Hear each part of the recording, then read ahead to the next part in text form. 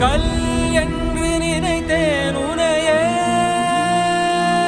நீ யார் என்று சொன்னாய் மனமே தான் நீயா?